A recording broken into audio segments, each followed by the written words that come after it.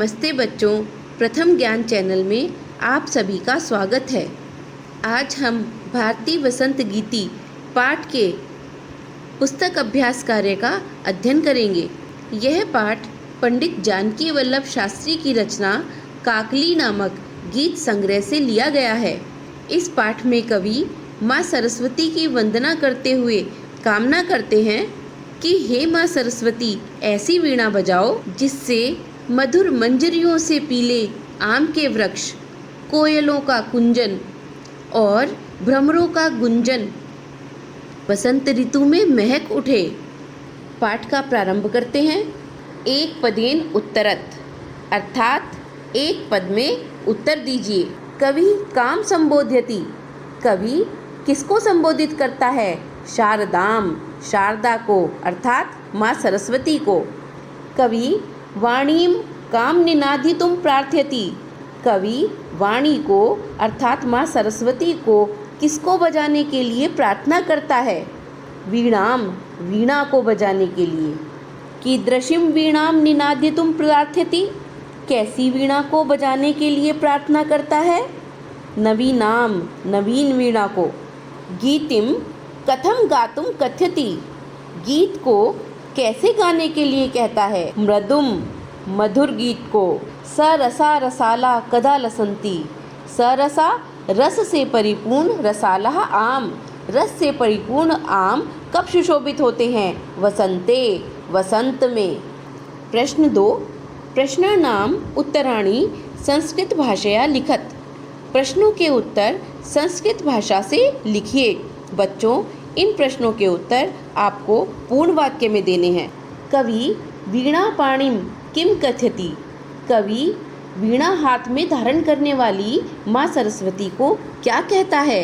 कवि वीणा पाणिम नवीनाम वीणाम वादितुम ललित नीति लीनाम मृदुम गीतिम गातुम कथयति, कवि वीणा पाणी, वीणा हाथ में धारण करने वाली माँ सरस्वती को नवीन वीणा बजाने के लिए और सुंदर नीतियों से युक्त मधुर गीत को गाने के लिए कहता है।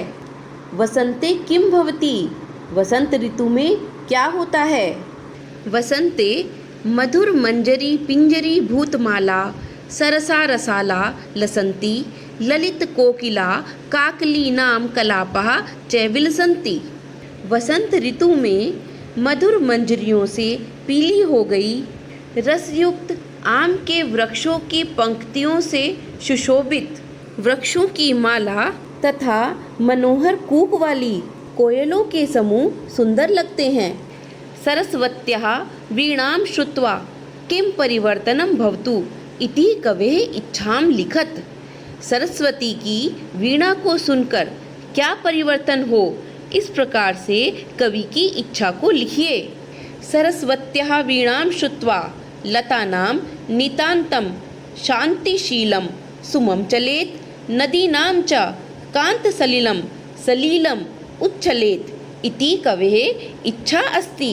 सरस्वती की वीणा को सुनकर लताओं के नितांत शांत सुमन हिल उठें और नदियों का मनोहर जल क्रीड़ा करते हुए उछल पड़े, यही कवि की इच्छा है।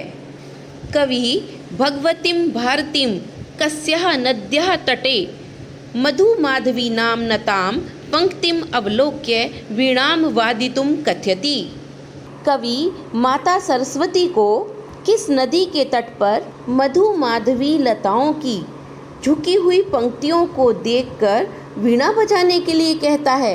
कवि भगवतीं भारतीं कालिन्दात्मजायाः यमुनायाः तटे मधुमाधवीनां नतां पंक्तिम् अवलोक्य वीणां वादितुं कथयति, कवि भगवती सरस्वती को कालिंदी आत्मजाया अर्थात यमुना के तट पर मधुमाधवी लताओं की झुकी हुई पंक्ति को देखकर वीणा बजाने के लिए कहता है। सलिलम तव वीणाम आकर्ण्य कथम उच्छलेत, तुम्हारी वीणा को सुनकर जल किस प्रकार से उछले? सलिलम तम वीणाम आकर्ण्य सलीलम उच्छलेत, तुम्हारी वीणा को सुनकर जल सलिलं क्रीडा सहित उछले। संस्कृत भाषया वाक्य रचनां कुरुत। संस्कृत भाषा से वाक्यों की रचना करिए। निनादे शारदे मधुराम वीणां निनादे। हे माँ सरस्वती मधुर वीणा को बजाओ। मंद मंदम यमुना तटे मंद मंदम समीरः वहति। यमुना के तट पर धीरे धीरे वायु चल रही है, बह रही है। मारुतः शीतलः मारुतः वातावरणं सुगंधितं करोति। ठंडी हवा वातावरण को सुगंधित करती है।